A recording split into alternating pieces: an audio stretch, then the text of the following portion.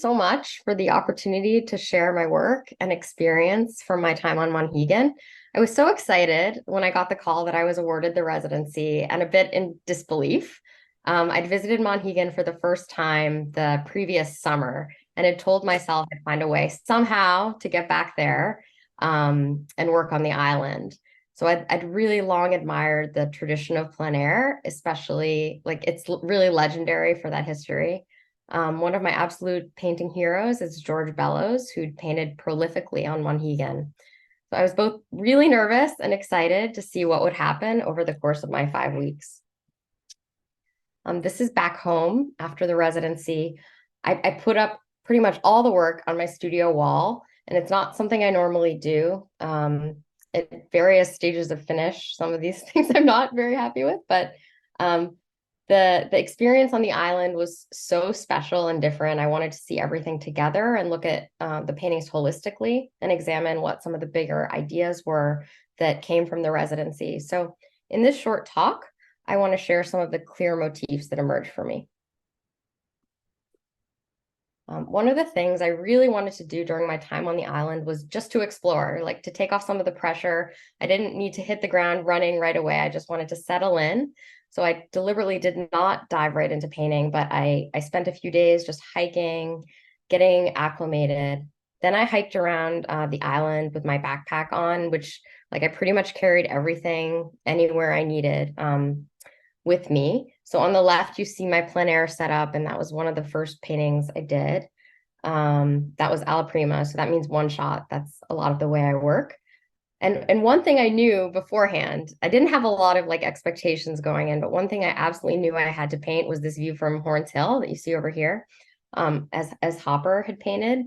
There was I did a collage that was part of my application actually from the Hopper painting the year previous, and I wanted to see how I would interpret it. So I initially wanted to make a diptych. You can see the two panels there. Everyone's heads are over them, but I'm sure there are two panels there. But then I realized it was stronger just as the left panel. So that's something that happens for me often as I work, and the residency really reinforced. I always have like certain ideas about painting when I start, but then if I'm open to it, the process often leads me elsewhere, and the work can really lead the way. But only if I'm really open to it. I find I sometimes want to fight against what naturally wants to happen. So I went into my experience on the island expecting to paint the dramatic coastline like you see on the left, and to paint the footsteps of some of my heroes, which I said was pretty daunting, but it was thrilling and intimidating to think about that great lineage. One of the things that I really valued most about the 5 weeks was it allowed me the time and the space to form my own relationship with Monhegan and discover the places and conditions that spoke to me personally. This is the resulting painting when I took away the diptych idea that I made with hoppers in mind. And so structures in the landscape have always really interested me. I think it's the flat geometric planes and some of the synthetic color against the organic forms in nature that like create a really exciting dynamic for me to negotiate as I paint. So I spent a few days in this spot out on the cliffs, making a series of relatively fast paintings. So they're like a few hours or less and responding to the light as it changed. I chose this location because of the dramatic light changes that I knew happened over the day, but also because of the way that the dead tree and the living tree sort of like hold and cradle the composition. So for me, that was like a framing element that was sort of surprising. So I wanted to go with that. And I think I made a bunch of them, but I think these were two of the most successful for me. The painting on the left was made over a morning session, and then the right was later in the day.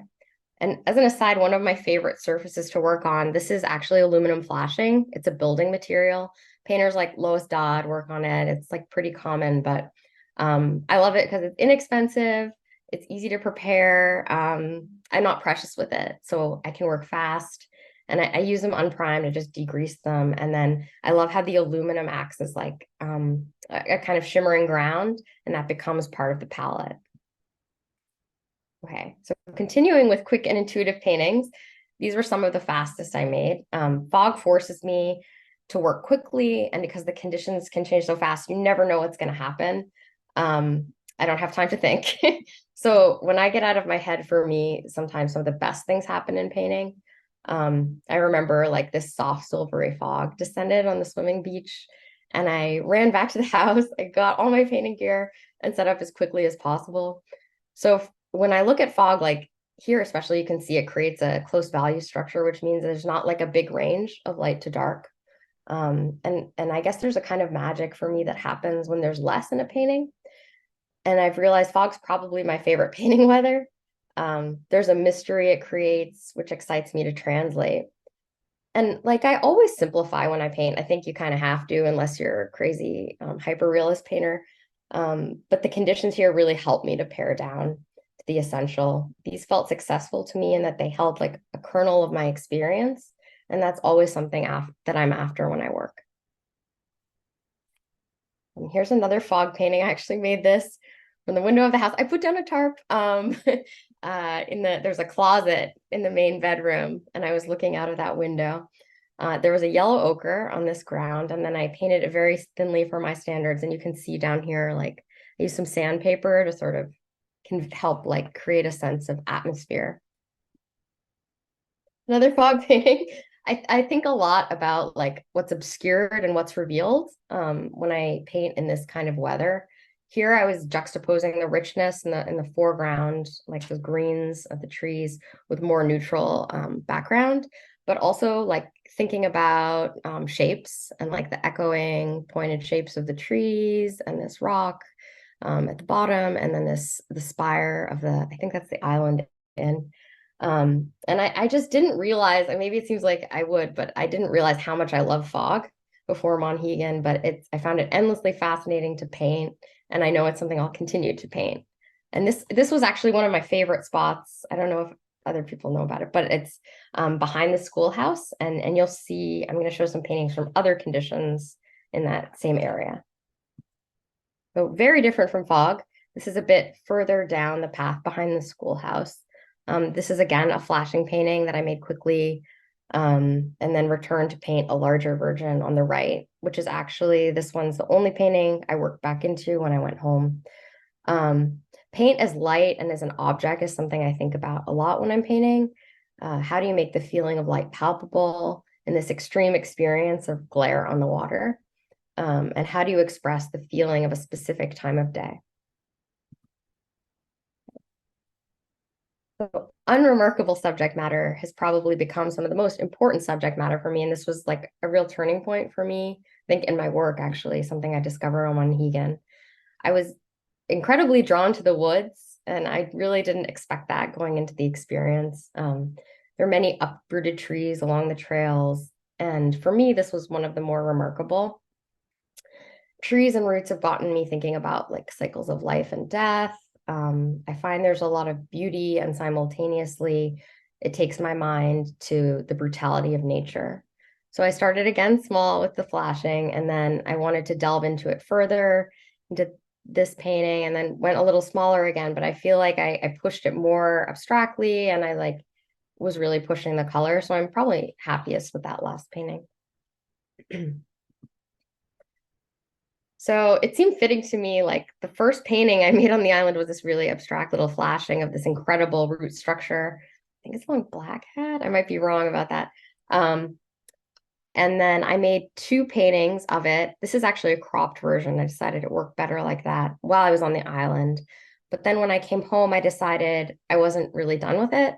So I worked from the paintings and some photographs, and then I made a collage. That kind of took me a while, but collage allows me to work and think more directly in terms of shape and color, and it kind of complements my painting practice. So normally the collages act as a compositional tool for me, which then inform the paintings I do. But here I thought it was pretty interesting how it was reversed.